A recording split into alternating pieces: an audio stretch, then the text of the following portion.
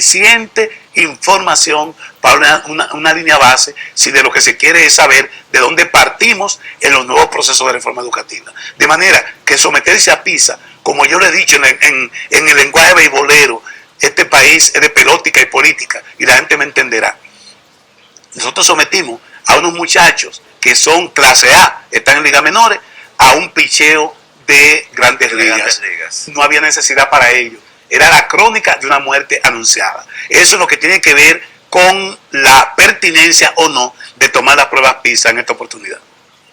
Bien, realmente entonces cuando se da la alarma porque de la prueba, estamos diciendo entonces, Melanio, que realmente es algo inapropiado conforme a lo que son nuestro sistema, sobre todo en países subdesarrollados, con un porcentaje muy bajo en materia educativa, que ahora es que se implementa con el 4% y que se ha trabajado en infraestructura más bien y en lo que es el desayuno escolar, más que sobre todo preparación del docente. Entonces, partiendo de esa primicia, tenemos que ver lo siguiente, Melanio. Ciertamente la educación en nuestro país no es de la mejor calidad, en mi punto de vista. Entiendo que hace falta una filosofía de la educación trazada desde el Estado conforme a qué ciudadano queremos. Y hay otra segunda situación que para mí viene siendo la número uno, y es, aparte de la filosofía de la educación que tenemos que trazar, es la educación conforme al siglo XXI, donde hoy, la educación de ayer se basaba en la parte tradicional verbalística, de una forma diferente. La educación de hoy es vivencial y tecnológica. Así es. Es montar en plataforma de manera que nuestros estudiantes vean la educación como un juego de aprender y no como un sacrificio. Tuve la oportunidad de ver hace unos 4 días un niño de apenas 3 años, que él me decía como 20 banderas de países diferentes, porque en los juegos él ahí visualiza y se aprendió los nombres de las banderas. Entonces te dice que la tecnología juega un rol de trascendencia en el sistema educativo, y por lo tanto entonces tenemos que perfilarnos conforme al siglo XXI en la educación que queremos desarrollar. Pero otro elemento también que no mide PISA, Juan, y pienso tú como maestro no me entenderás. ¿Cuál es el objetivo que busca toda educación? Hay 3 aspectos fundamentales. El aprender a ser, que a lo largo de la escolaridad el niño, la niña, el estudiante pueda reconocerse a sí mismo cuáles son sus fortalezas y sus debilidades, cuáles son sus talentos, cuáles son sus inteligencias múltiples. Esa es una fase fundamental. Y el sistema educativo que es incapaz de que el niño o la niña se pueda reconocer a sí mismo, fracasa. El segundo aspecto, muy importante también, que plantea toda educación, es el aprender a convivir. Y ahí viene todo el tema de la escala de valores, ahí viene la forjación de ciudadanía, en una labor que no solamente es responsabilidad de la escuela, sino que es parte también del hogar.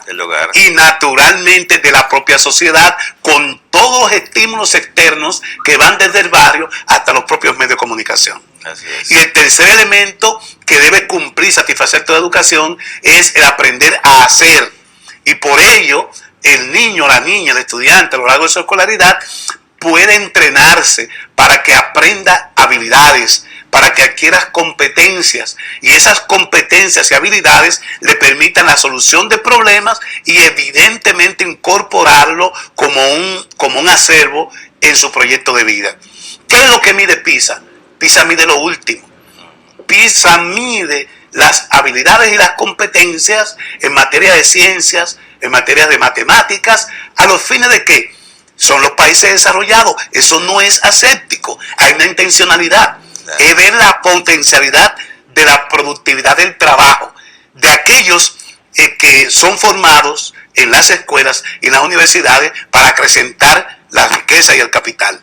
Nosotros no estamos en desacuerdo con que se evalúe eso, es importante, porque el ser humano que no es capaz de tener las habilidades para transformar su entorno y transformar los medios, los recursos en riqueza y bienestar, está literalmente muerto. Tiene que tener esa posibilidad. Ahora bien, ¿qué pasó el mismo día que se publicó PISA? el día que se publicó PISA, salió ese titular en un periódico nacional, el Diario Libre, justamente en la portada, como noticia fundamental. Salió ese titular que, como ustedes pueden ver, dice: República Dominicana posee un sistema fallido en valores.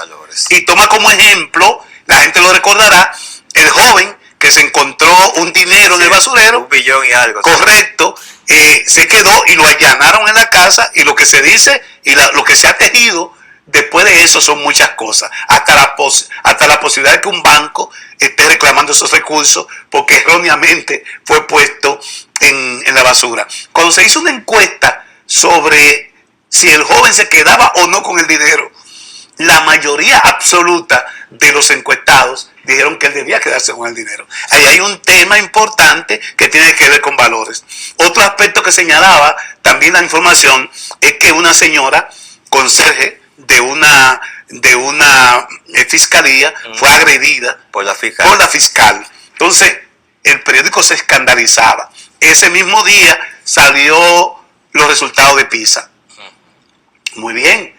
O sea, PISA está midiendo aquellos aspectos que tienen que ver con habilidades y competencias, la productividad del trabajo, pero está dejando de lado lo integral.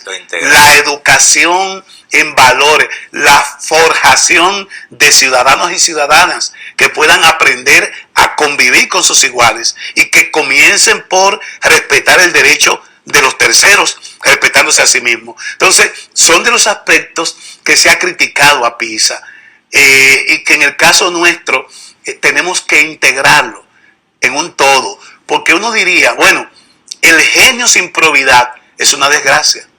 Entonces, debemos propugnar por una escuela que los niños, los jóvenes, se hagan con algún nivel de habilidad y competencia, pero sobre todo que estén formando para ser buenos ciudadanos y ciudadanas, que estén conscientes de sus responsabilidades, que entiendan que no era individualidad. Tenemos que pensar que vivimos en un entorno y que lo que podemos producir o hacer tiene igualmente que beneficiarnos en términos individuales, pero también aportar a la sociedad.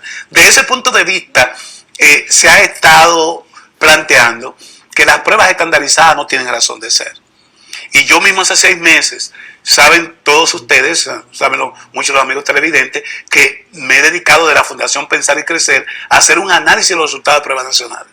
Y hemos entregado ya por 5º año consecutivo un informe, y lo que nos dice en ese informe es que esas pruebas ni han servido para mejorar la escuela, ni han servido para diseñar políticas públicas. Y en el caso de PISA, le pongo un ejemplo. Finlandia, que ha sido uno de los países líderes en el top 5, los primeros 5 en todas las pruebas, hace 2 años cambiaron su modelo educativo. Se eliminaron las asignaturas o disciplinas y se fueron al aprendizaje interdisciplinar, de manera que ellos colocan en un aula de clase, abordando grandes ejes temáticos, por ejemplo el tema migraciones o el tema ecología, y en ese momento entonces llevan a 5 o 6 maestros de las diferentes disciplinas para abordar holísticamente, integralmente, el tema en discusión. Y al final esos muchachos, lejos de tomar una prueba, entonces se les ponen proyectos, aprendizaje por proyectos. Se les ponen proyectos específicos que tengan que ver con su entorno y son evaluados en relación a esos proyectos, en lo que ellos ya han aplicado, su experiencia, los conocimientos adquiridos sobre el tema de manera interdisciplinar. De manera que las pruebas PISA incluso están siendo muy cuestionadas. Hay gente que va más allá, y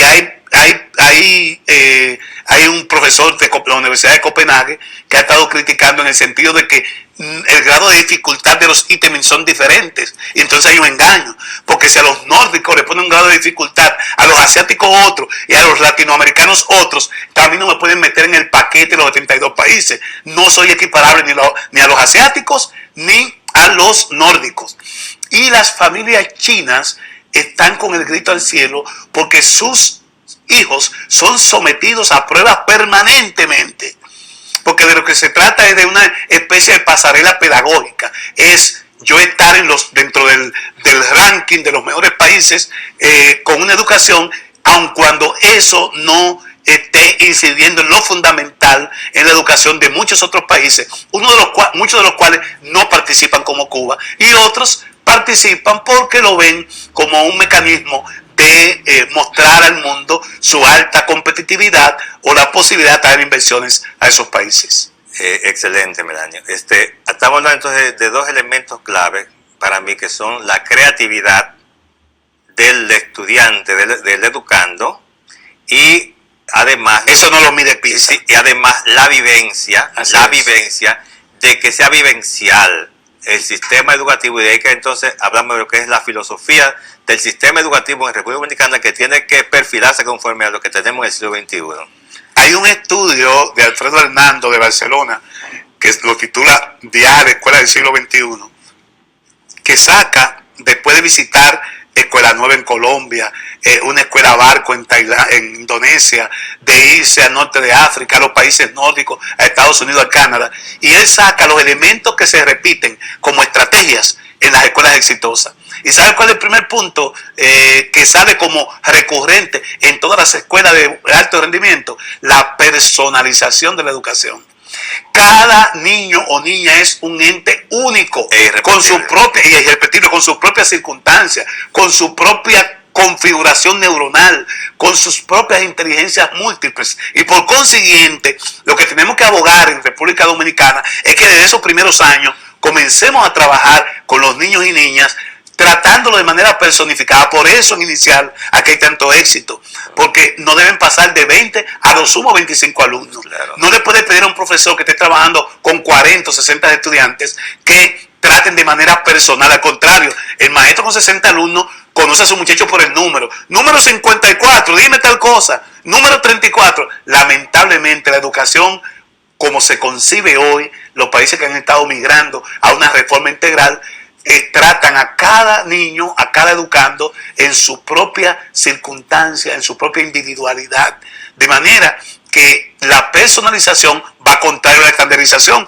porque la estandarización se miden y se evalúan a todos por igual, y ahí ya hay un cuestionamiento de fondo a las pruebas estandarizadas. O sea, estamos concluyendo esa parte, entonces, Melanio, que tenemos que ver al educando, al estudiante, como sujeto y no como el objeto. Así es. O sea, que es la parte esencial para el trabajo. Y la individualización, que no es más que el trabajo de que cada quien, ¿verdad? O sea, que el profesor pueda tocar los temas de cada quien de manera particular, porque cada quien en una situación diferente en su casa. Y no solo verlo como un productor y un consumidor, sino como un ciudadano, un ser humano integral que es capaz de hacer múltiples cosas, dentro de ella producir para la subsistencia. Pero hay otro elemento que se quiere destacar, y es, por ejemplo, lo referente a que nosotros preparamos para que tengan un empleo mañana, mientras que esos países preparan para que sean entes de transformación, de cambio, y sean grandes emprendedores. Así es. Ese es el asunto. Entonces,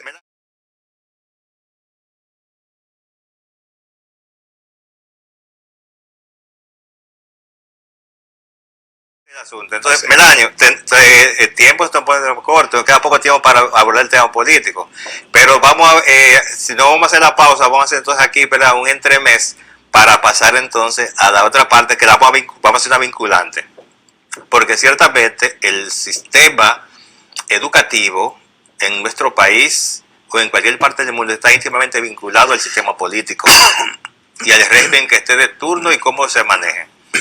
En función de eso, entonces, Melanio, tú eres dirigente del Partido de Liberación Dominicana, su comité central, y yo soy miembro.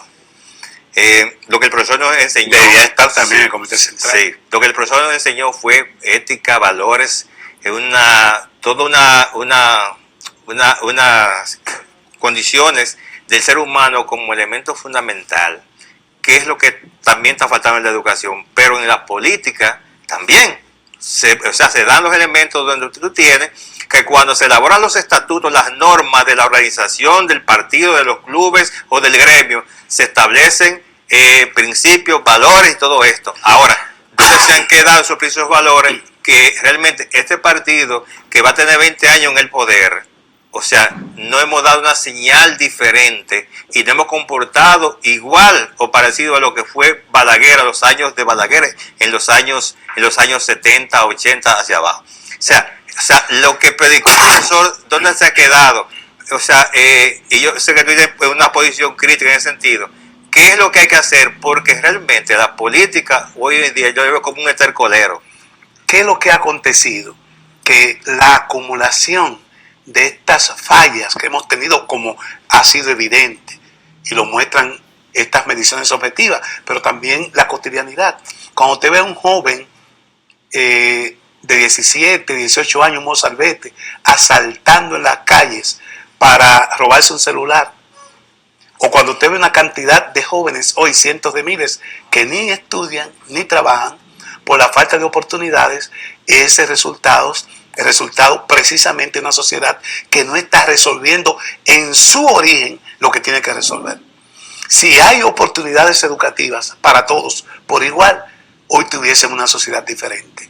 Pero al mismo tiempo esa sociedad tiene que crear las condiciones para que una vez ese joven, esa joven, se forme, se prepare, al adquirir la mayoría de edad, pueda efectivamente acceder a un puesto de trabajo. Y un puesto de trabajo decente que le permita los ingresos para resolver problemas vitales de él y de su familia. Eso no está ocurriendo.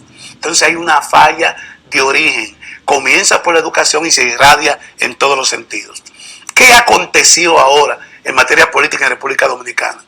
El 15 de mayo pasado cumplió 50 años, medio siglo, la democracia representativa, como decía don Juan, como decía Bosch, lamentada representativa. Nuestra democracia electoral, que se inició con la elección del doctor Balaguer en el año 1966, posguerra de abril, y ahora, el 15 de mayo, cumplimos 50 años de ejercicio político democrático, entre comillas. Todo lo que aconteció en ese proceso, y la gente lo conoce, la gente lo vio, incluso nosotros en un lanzamiento que hicimos de un espacio por más democracia, en una síntesis de 2 minutos y medio, pudimos exponer todos los malos ejemplos de que fuimos testigos de excepción la sociedad dominicana, a propósito de que ningún partido, incluido el nuestro, el Partido de Liberación Dominicana, fue capaz de celebrar congresos o elecciones internas para escoger más de 400 candidatos a puestos electivos. Eso significa que el sistema de partidos en República Dominicana está tocando fondo y que tiene que darse un relanzamiento que oportunamente comienza al integrarse una nueva Junta Central Electoral.